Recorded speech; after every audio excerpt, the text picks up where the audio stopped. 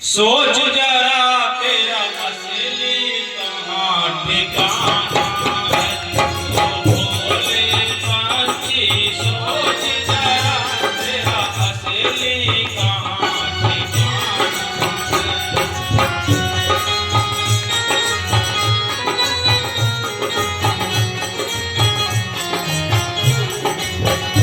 तेरा असली कहाँ ठिकाना है।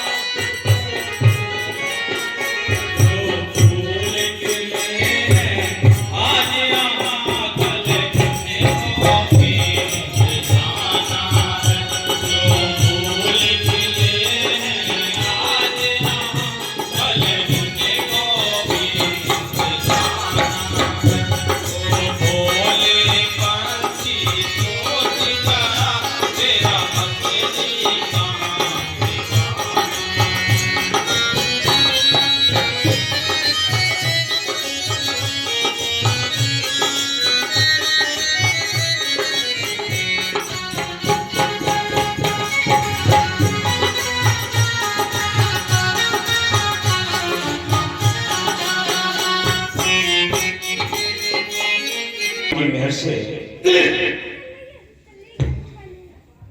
संत कहते हैं, ए भोले पंछी तू अनजान है, ये तेरा घर नहीं, तेरा घर कोई और है, तेरा देश कोई और है, तेरा मालिक कोई और है जो तुझे बुला रहा है। तू इस पराए देश में पड़ा है, यहाँ कोई भी जीव नहीं है। संत कहते हैं कि बाहर के बड़े सुंदर फूलों में बेटी, बेटा, कुटुंब, कबीला, कोठी, बंगले, बैंक बैलेंस, जाति, धनम, जमीन, तमाम ये सुंदर फूलों में ये मंडराता रहता है। अपने काम करने की इसको चिंता नहीं, अपने धन को इकट्ठा करने की चिंता नहीं।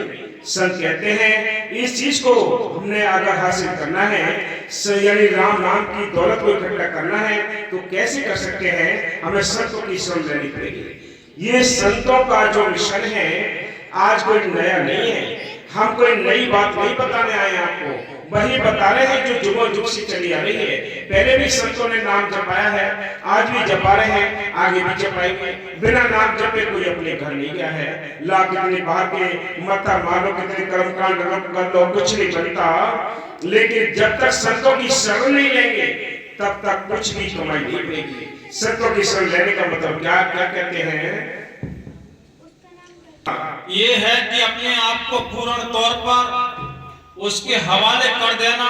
देखो ये बहुत बड़ी कीमती बात है। जो सत्संगी है, यहाँ तक ये आवाज जारी हो, जो भक्ति करने वाले भगत है, ये वचन बड़ा कीमती है। क्या है कि जिसको भी आप मानते हैं, जो भी भक्ति करते हैं, आपको उसके हवाले करना ही पड़ेगा। जब तक हवाले नहीं करोगे, जब तक उनके आगे सिर नहीं झुकाओगे, कुछ भी हासिल नहीं होगा। उनके आगे सेठ ही मान बढ़ाई, सिर उठाया तो ये सिर कट जाएगा, वो रोकने वाला पैदा ही नहीं है। याद रखो, यह मान बढ़ाई बाबा फकीर साहब जी कहते हैं कि ये परमात्मा में मान बढ़ाई जहर है। बोलो, सारी दुनिया मान बढ़ाई की भूखी है। हाँ जी, किसी की शरण में आने का तात्पर्य ये है कि अपने आप को हाँ। पूर्ण तौर पर उसके हवाले कर देना और अपनी मर्जी को उसकी मर्जी पर छोड़ देना। उसकी मर्जी पे छोड़ देना। तू सम्मान करे चाहे अपमान करे, चाहे तो जमीन पे बैठा ले चाहे आसमान पे बैठा ले, ये उसके हवाले कर दे। ये सोच रहे कि मैं कुछ नहीं हूं, तब ये कुछ बनेगा। बड़े बड़े की टोपी नीचे गिर रही है, बड़े बड़े राजा महाराजा इसी के चक्कर में तो मारे गए। हमारी कौन सी औकात है? इसलिए संत कहते हैं कि ऐ इंसान तो विचार करके देखो, इस भक्ति के मार्ग में मान भाई की तो 1% भी गुंजाइश नहीं। जो छोटे भाई का होता है उसको बहुत बड़े फल मिलते हैं। बाबा मेरे शादी के टाइम और बकी शादी के टाइम भी कुछ समय सेवा की। एक बनवारी लाल पंडित जी थे, ससुर के बाद वो बताया करते थे कुछ वचन। बाबा शादी के टाइम भी वो कहते हैं कि देखो भाई, जो सत्संग में ये सोचते हैं कि हम आगे बैठे हैं, वो आगे बैठने वाले समय आने पर पीछे हो गए, और जो पीछे बैठने वाले वो आगे हो गए। कि हमने बकरी साहब जी को देखा कि जब भी बैठे वो पीछे बैठे, छिपते रहे, डरते रहे। कोई कुछ ये ना कहते कि कहां बैठे हैं, कोई ये ना सोच ले कि ये कुछ चाहते हैं। देख लो आज देश विदेश में बाबा बकरी साहब जी का नाम है, रोशन है। वो पटरी मिलती है तो छोटी पटरी मिलती है। दाना खाक में मिलकर गुले गुलजार होता है कि दाना जब मिट्टी में जाता है, सड़ता है, गलता है, तब दो फाड़ होते, तभी खुशनुमा पौधा बनता है। पहले बैठना पड़ेगा आपको, कुर्बानी करनी पड़ेगी इस मैदान में। याद रख लेना, जब बच्चों के लिए यानी बेटाओं के लिए, लड़कों के लिए अपने बाप के वचन जब चुभने लगे शरीर को, तो ये समझ लेना का अब बच्चों का पतन शुरू हो गया। कोई हो गई पतन शुरू हो गया। जब वो हुक्म में रहेंगे, अगर ये अपने बाप के हुक्म में रहते हैं, जैसे अगर बाप ने कह दिया यही बैठना तो यही बैठ गया, तो ये समझ लो क्या सुख है। और जिस दिन से उसने हुक्म अदमी करनी शुरू कर दी, तो याद रखो फिर पतन शुरू हो गया। तो कोई रोकने वाला नहीं, परिवार बर्बाद हो जाएगा। ऐसे ही संतों का खेल है, जिसने संतों के वचन मानने शुरू कर दिए, अगर उनके वचन इसको चुभते हैं, बुरे लगते हैं, तो याद रखना प्रीत तो खत्म हो गई, परमात्मा का भी पतन शुरू हो गया। कोई नहीं रोकेगा, दुनिया के हिस्से में कोई नहीं रोक सकता।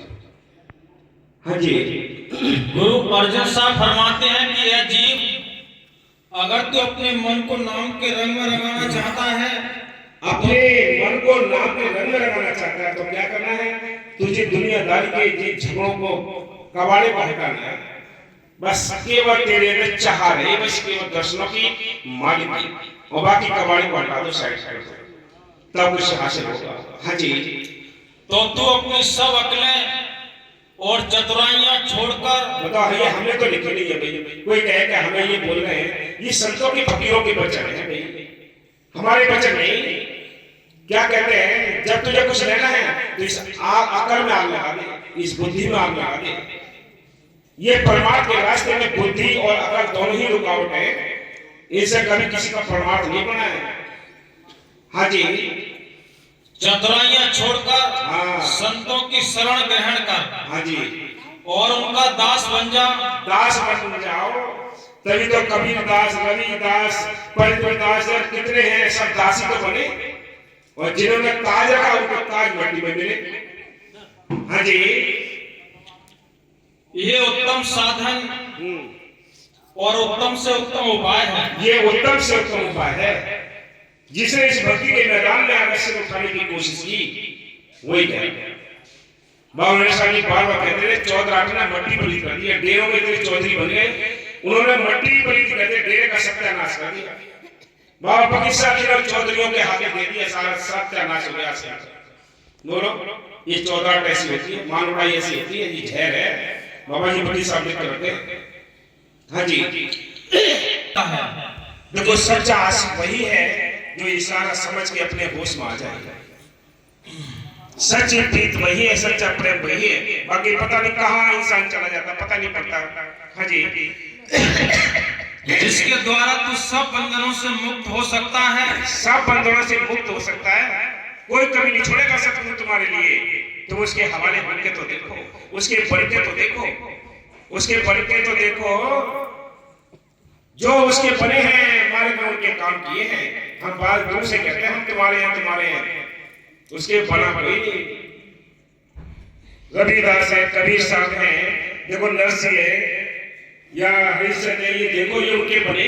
आज उनके नाम इतिहास में है, उनके बने तभी तो ये नाम इतिहास में है उनके। ये कि गैर वाइज बातों से बन जाएंगे इतिहास में नाम। हाँ जी, और मालिक की प्राप्ति कर सकता है। हाँ, संता की होए दासरी एह आचारा सीकुरी, सगल गुणा गुणे उत्तम भरता दूर न पीखुरी। देखो संतों के दास बन जाओ, उनके हुक्म में रहो। कितना सुंदर लिखा है ये वाणी में कि संता की हो दासरी ये आचार सीख ली, ये आचार विचार नियम कानून सारा सीख लो आप। ये संतों के हुक्म में रहना, हुक्म से परे जाना काली काल है। रोक देख लो आप। लक्ष्मण ने सीता के लिए रेखा खींची थी कि इस रेखा से बाहर नहीं आना है। उसने रेखा को पार किया, रावण के हाथ चढ़ गई, कितनी मोटी रावण बन गई। आज भी पुतला फूके जाते हैं रावण के। बोलो है नहीं, समझ लो ये अहंकार तो ऐसी बीमारी है। हाँ जी, यह मन सोहर नाम जी ठहरांगरी, त्याग शाणप चातुरी तू जान गोपाल सांगरी। अरे मन तू सोच ले, ये शान, ये चतुराई, ये अक्ल तू छोड़ दे तब कुछ हासिल होगा। याद रखो, बड़ी बड़ी नहीं, फकीरों की बाणी बहुत ऊंची दर। देखो जो समझदार है वो तुरंत इन बच्चों पर अमल करना शुरू कर देता है, बाकी सब हटने शुरू हो जाते हैं। हाँ जी, गुरु अमरदास साहिब फरमाते हैं कि हर का संत सतगुरु और सत्य पुरुष का रूप है। जो उसकी बात सुनाता है उसका मुख सतगुरु के बोलने का आला है। हाँ, मालिक का जो मुख है वो संतों का मुख है। मालिक संतों के अंदर बैठकर आपको हिदायत करता है, आपको समझाता है, आपको प्रेम देता है, आपको यानी चटाता है वो। हाँ जी, जो उनके वचनों पर फूल चढ़ाता है वह मुक्ति को प्राप्त होता है। हाँ देख लो कीमती बात है ना।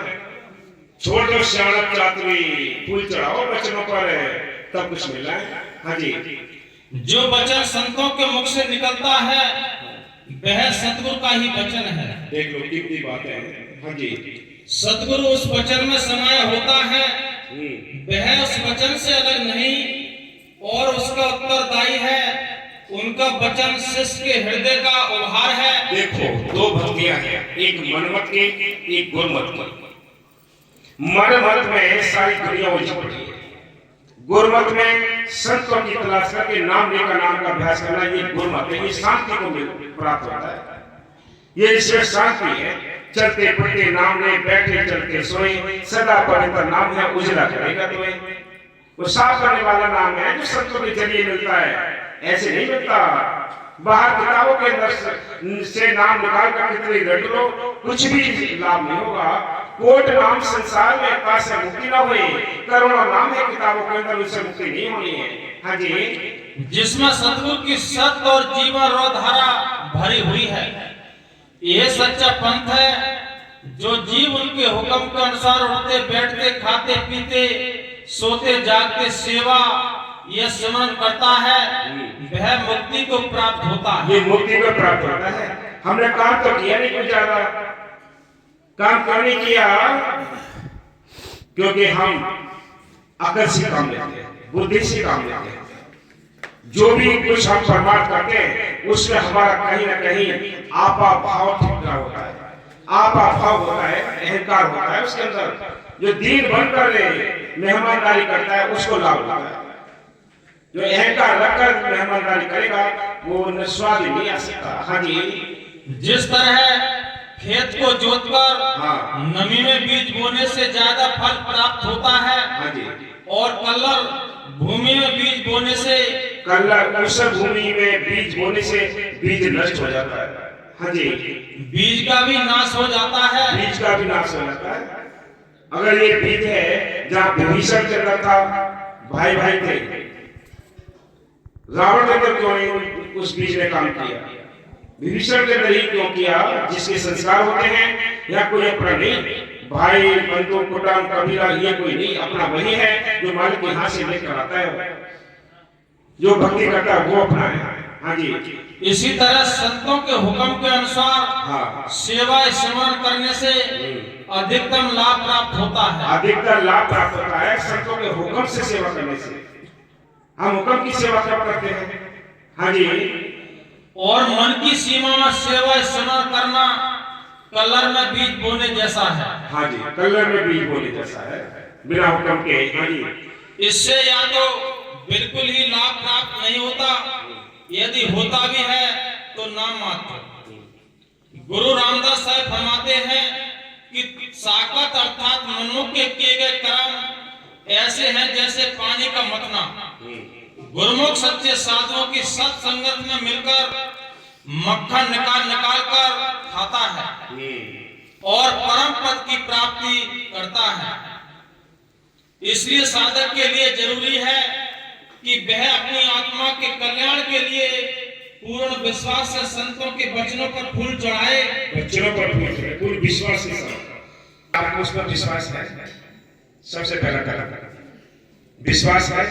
जब विश्वास होगा तो प्रेम आएगा, जब प्रेम आएगा तो आप मस्त रहेंगे। हाँ जी। उनके हुक्म को माने और अपने आप को उनकी मर्जी पर छोड़ दे। उनकी मर्जी पर छोड़ दे, तब है सच्चा प्यार। हाँ जी। जिस तरह एक गंभीर ऑपरेशन करवाने वाला, हाँ देखो, डॉक्टर के पास आते हैं, डॉक्टर का कभी ऑपरेशन होगा, परिवार के लोगों को अंदर ले जाते हैं? कोई डॉक्टर ले जाता है परिवार के लोगों को? नहीं ले जाता। या ये कहेंगे कि यहाँ से फाड़ो, यहाँ से चीरा लगाओ, या ऐसे करो या ऐसे करो, ये तो कहेंगे, या हाथ जोड़ करेंगे। इसलिए कुटुंब को बाहर कर दिया जाता है जो ऑपरेशन करा जाता है, क्योंकि हमें डॉक्टर के हवाले होना पड़ता है। डॉक्टर चाहे कुछ भी करे, चूर चढ़ा करने के लिए तो नशा दे देते हैं, परिवार को दूर कर देते हैं। बोलो, तभी तो ऑपरेशन होता है, तभी तो गंदगी निकलती है। यही गंदगी हर एक इंसान के अंदर भरी पड़ी है। ये गंदगी संतों के हवाले हो जाता है जी, अपनी चूचरा नहीं करता तब उसको सुख शांति तो ऑपरेशन होगा। मुझे ऑपरेशन खाने का तो कोई ऑपरेशन हो ही नहीं सकता। डॉक्टर कहते ले जाओ, इसका हमारे बस की बात नहीं, ऑपरेशन कर। हाँ जी। ऑपरेशन करवाने वाला मरीज अपनी जान को डॉक्टर की योग्यता पर छोड़ देता है, उसकी योग्यता पर छोड़ देता है। हाँ जी। अपना सारा धन खर्च करने को तैयार रहता है, कर्जदार बन जाता है, मन और इंद्रियों की इच्छाओं का त्याग कर देता है, सब इच्छाएं त्याग कर देता है। लेकिन कसूर क्या है? देखो, ये आत्मा इस काल के देश में फंसी हुई है। ये काल का देश है, यहाँ कोई भी जीव सुखी नहीं। सब कहते हैं इस काल की नगरी से निकालने के लिए वो मालिक आता है, मालिक अपने संतों को भेजता है। संत आकर हमें समझाते हैं, चलो भी अपने घर चलो, ये तुम्हारा घर नहीं, हमें उसके हवाले करना है।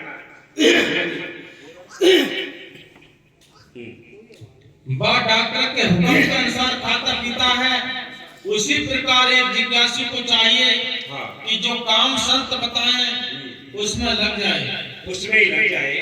हाँ जी। चाहे दुनिया की नजर में है कितना ही निकम्मा या घटिया क्यों ना हो, कितना ही बुरा काम हो, लेकिन संतों ने हुक्म कर दिया तो उसी पर लग जाए।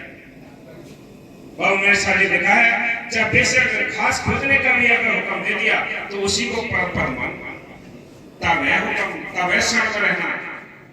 हाँ जी। वह हाँ जी, देख लो, उसी में खुश रहे, उसी में खुश रहे, जरा भी चूचरा ना करे। अगर चूचरा की खराबी है। हाँ जी। परम संत बाबा जयमत सिंह जी महाराज ने परम संत सावन साहब को एक पत्र में लिखा हाँ।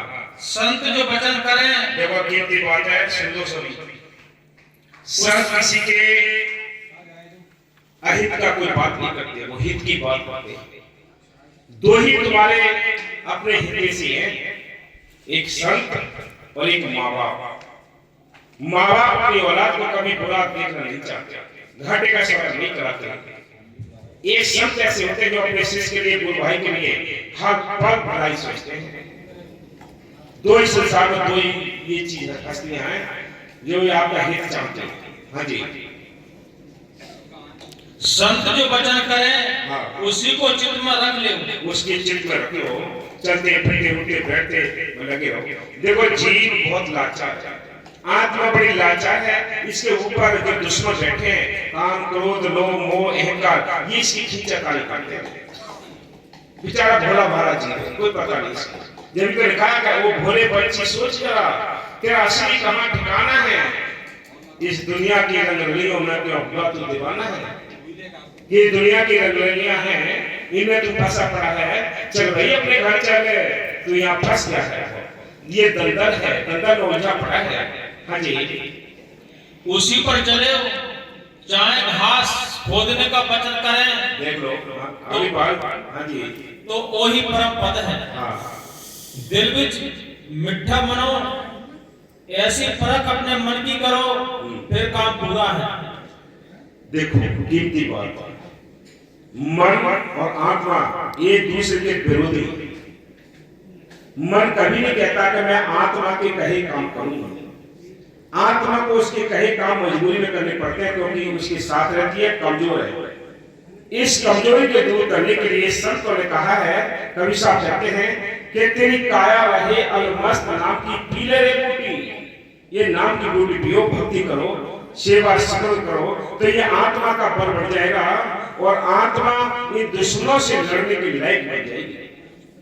हाँ जी, सच्ची दीनता और गरीबी से उनके सामने जाए और अपने अहंकार और चतुराई का व्यवहार ना करे। देखो ये बहुत कीमती वचन है कि संतों के पास आओ तो कभी अहंकार, कभी अगर चतुराई लेकर मत जाओ, तब लाभ मिलेगा। दीन बनकर जाओ, तब वो झोली को कुछ डालेंगे। और दीन नहीं बने, एक लफ्ज अगर आपने कुफर का बोल दिया, गलत बोल दिया, तो आज नहीं कल जरूर उठता है, वो नष्ट नहीं हो सकता। हाँ जी, उनके किसी तौर तरीके और व्यवहार में अपनी वो चीज समझ से हस्तक्षेप ना करे। देखो ये लाइन बहुत कीमती, एक और लाइन कीमती आई है कि जो वो कार्य कर रहे हैं उस कार्य में कभी दखल ना दो। वो जो करते हैं वो सही कर रहे हैं, अगर गलत करोगे तो आपका नुकसान है। क्या कहते हैं, दोबारा सुना दे लाइन। उनके किसी तौर तरीके कि भी ये ऐसे रहते हैं, ये ऐसे रहते हैं, ये कोट पहनने हैं, कि ये गाड़ी में बैठे हैं, कि कोई नई गाड़ी क्यों लेनी थी, ये क्यों करना था, ये ऐसे पैदल आ जाते, ये मन बातें करता है।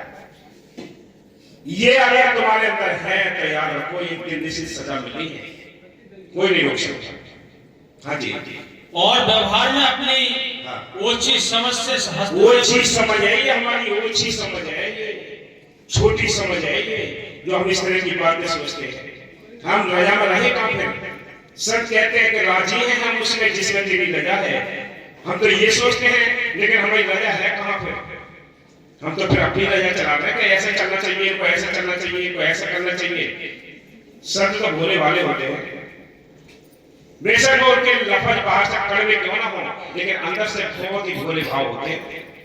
वही सरकार, बाकी और किसकी बस की बात नहीं। हाँ जी, प्रसाद दे दो तो बाद में